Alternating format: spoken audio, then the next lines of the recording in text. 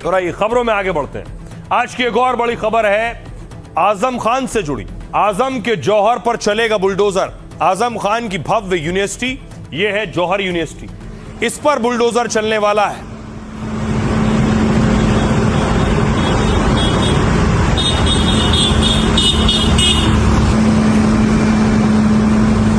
इस यूनिवर्सिटी पर आखिर बुलडोजर एक्शन क्यों होगा आपको बताऊंगा, लेकिन आज देखिए प्राधिकरण ने, रामपुर प्राधिकरण ने नोटिस चस्पा किया है यूनिवर्सिटी को, 15 दिन का अल्टीमेटम दिया है। अच्छा, किस चीज का ये बताइए, क्या नाम है आपका?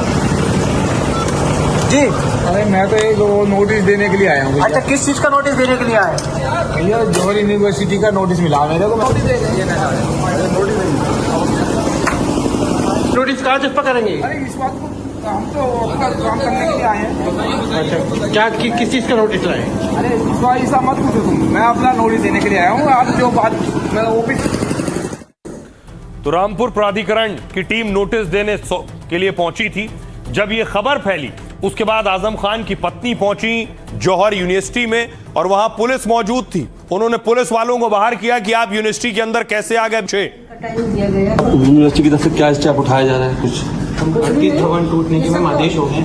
38 भवन टूटने के आदेश हो गए, क्या मानती है? नहीं, कुछ नहीं मानती हूँ। अभी 15 दिन का टाइम दिया गया है। तो क्या कोर्ट जाएंगे? अभी कुछ कह नहीं सकते।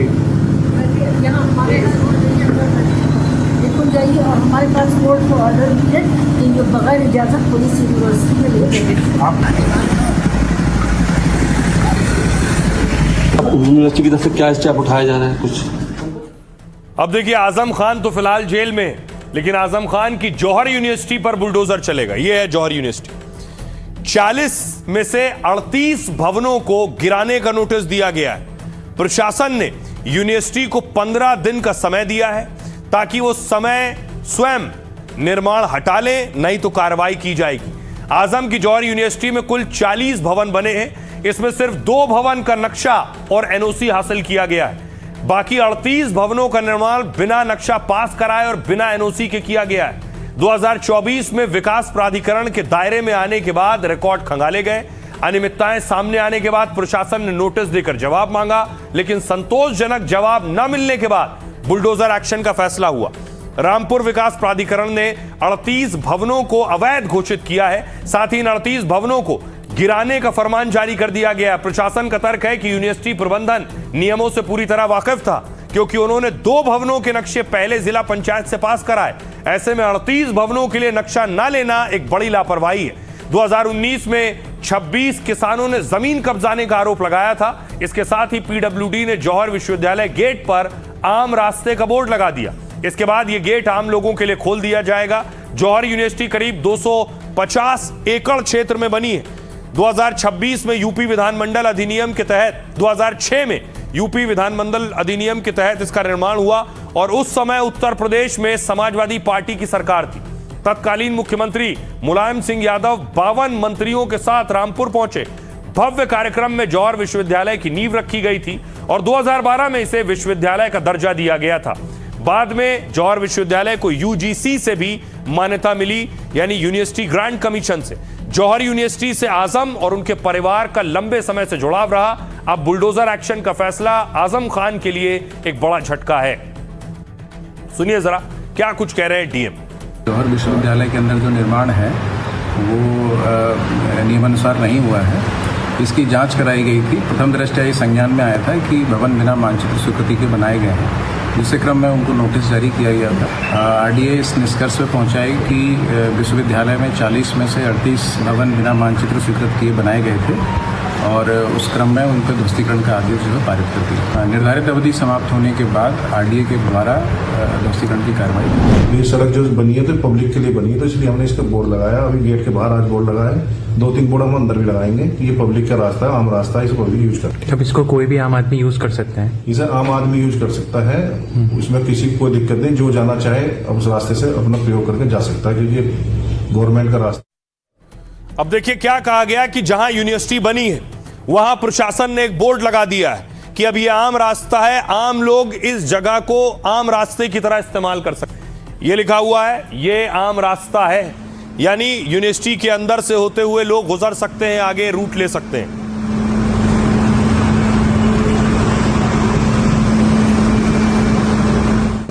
अब इस पर सियासत भी शुरू हो गई है।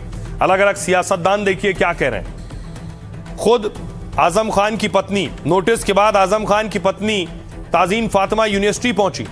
नोटिस मिलने पर कहा कि अभी 15 दिन का समय है। ड्यूटी पर तैनात पुलिस जवानों पर आजम की पत्नी भड़क गई। यूनिवर्सिटी गेट पर तैनात पुलिस जवानों को बाहर जाने को कहा। पूछा किसकी अनुमति से यूनिवर्सिटी के अंदर आए। नोटिस के मुताबिक 15 दिन का समय अभी उनके पास है।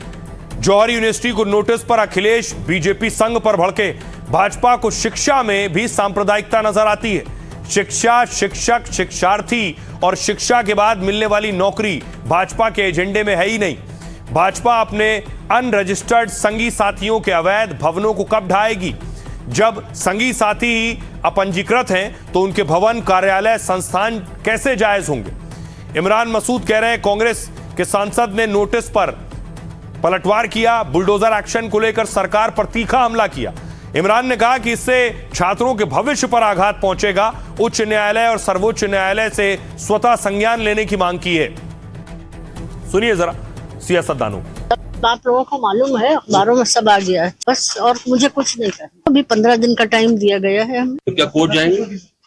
अभी कुछ कह नहीं सकते। सरकार की प्रतिबद्धता लाइन ऑर्डर मेंटेन करने को लेकर है और हर स्थिति में कानून व्यवस्था मेंटेन रहे, कहीं कोई अवैध काम न हो, इसको सुनिश्चित करेंगे। आजम साहब से जो अदावत है उसके अंदर वो जेल में है, लेकिन शिक्षा का मंदिर उसको तोड़ा जाना, मैं मुख्यमंत्री जी से भी कहूँगा, प्रधानमंत्री से पार्लियामेंट होगी तब प्रधानमंत्री जी से भी आग्रह करेंगे कि शिक्षा का मंदिर को नहीं ढाया जाना चाहिए। बिल्कुल ऐसा लगता है जैसे कि कोई इस वक्त पूछे गवर्नमेंट से कि क्या शाहजहां ने नक्शा पास कराया था ताजमहल के लिए। जानवर भी जब उम्मीद से होते हैं तो जानवरों के लिए भी उनका ख्याल किया जाता है कि इसमें भविष्य है नस्ल का। तो ये तो उन्होंने देश के लिए और इस मंडल के लिए, जिसमें यूनिवर्सिटी एक इम्पॉसिबल ख्वाब था, उन्होंने कायम करके दी है। तो उनके लिए मैं समझता हूँ हुकूमत को वही सोचना चाहिए। समाजवादी पार्टी के शासनकाल में उनके संरक्षण में जो जौहर विश्वविद्यालय बनाया गया, उस विश्वविद्यालय बनाने के पीछे का मकसद कहीं भी आम नागरिकों को, गरीब मुसलमानों को शिक्षा देना नहीं था। उस विश्वविद्यालय के बनाने के पीछे का मकसद था अपने निजी स्वार्थ को पूरा करना, और उस विश्वविद्यालय को बनाने में तमाम जो नियम कायदे थे उसको ताक पर रखा गया। आजम खान साहब की यूनिवर्सिटी है। आजम खान साहब से द्वेष के कारण, वो राजनीतिक द्वेष के कारण जो वो यूनिवर्सिटी को डिमोलिश करने का काम कर रहे हैं, वहाँ हजारों बच्चा पढ़ता है। उनके भविष्य से ये सरकार खेलना चाहती है। मैं सरकार से कहना चाहती हूँ कि इस पे पुनर्विचार करें और लोगों के, बच्चों के भविष्य से न खेलें। और ये बात यूपी की हो रही है तो यूपी से ही एक और खबर है, आपको लिए चलता हूं। बाहुबली राजा भैया के शूटिंग में चैंपियन है राजा भैया। एक वीडियो आज जारी हुआ जिसमें राजा भैया शूटिंग कर रहे हैं और उनके शूटिंग के बीच कोई पीछे से ताली बजा रहा है और राजा भैया ने एक कीर्तिमान भी स्थापित किया है।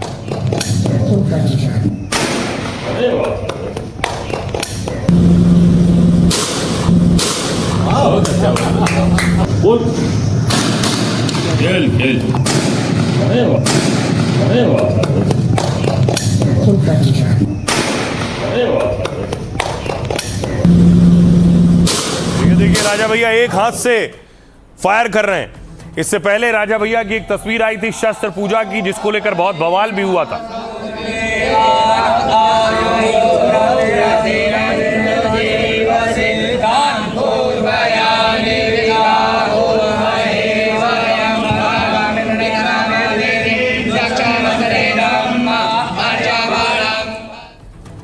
राजनीति के चैंपियन राजा भैया ने शूटिंग में बड़ी उपलब्धि हासिल की है।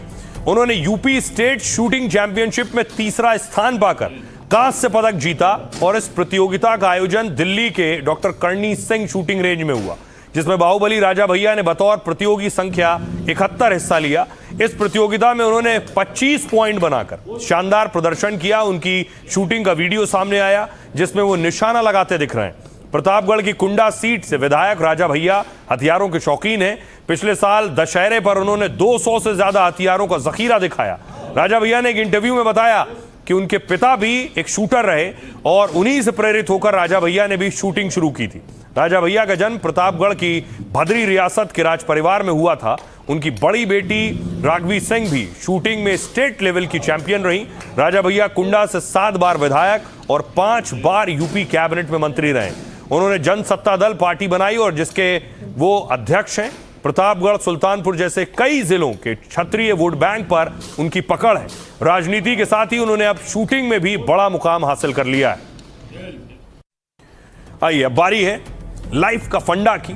खास ये है कि जगन्नाथ रथ यात्रा शुरू हो गई है, तो भगवान जगन्नाथ से जुड़ा ही फंडा भी है आज। भगवान जगन्नाथ की रथ यात्रा सिर्फ एक धार्मिक पर्व नहीं है, इस यात्रा और भगवान से जुड़ी परंपराओं में लाइफ का बड़ा फंडा छिपा है। देखिए कैसे।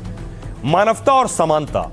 रथ यात्रा का एक संदेश है कि भगवान खुद भक्तों के बीच आते हैं। उनके रथ की रस्सी आम से लेकर खास तक कोई भी खींच सकता है, यानी जाति, रंग या हैसियत का कोई भेदभाव नहीं होता। सबको एक जैसा मौका और एक जैसा प्रसाद मिलता है। बदलाव स्वीकार करना, यह लाइफ का दूसरा फंडा है जो उनकी यात्रा से निकल कर आता है। हर 12 साल बाद जगन्नाथ, बलभद्र और सुभद्रा की मूर्ति बदल दी जाती है। पूरे शहर की लाइट बंद कर लकड़ी की मूर्तियां बदली जाती हैं। इसे नव कलेवर यानी नया शरीर धारण करना कहते हैं। लेकिन बदलाव का मतलब अंत नहीं, एक नई शुरुआत है। हमें अपनी जिंदगी में भी इसी तरह बदलाव करते रहना चाहिए। अपूर्णता में सुंदरता। भगवान जगन्नाथ का स्वरूप बिना हाथ पैरों के यह अधूरा है, लेकिन भक्तों के लिए दिव्य और खास है। यह हमें सिखाता है कि पूर्णता का कोई तय पैमाना नहीं होता, इसलिए कोई कमी हो तो स्वीकार कर आगे बढ़ना चाहिए। अपनों का ख्याल और देखभाल जरूरी है। मान्यता है कि 15 दिन के लिए भगवान जगन्नाथ बीमार पड़ते हैं। इसे अंसर काल कहते हैं। भगवान तब एकांत में रहते हैं, उनके दर्शन बंद हो जाते हैं और बच्चों जैसी देखभाल होती है। उन्हें आयुर्वेदिक जड़ी बूटियां, काढ़ा और फल दिया जाता है। यह सिखाता है कि मुश्किल वक्त में अपनों का ख्याल रखें। उन्हें अकेला छोड़ने के बजाय उनका ध्यान रखना चाहिए। तो जहां से जो अच्छा हासिल हो उसे अपनाइए, अपनी जिंदगी में उतारिए।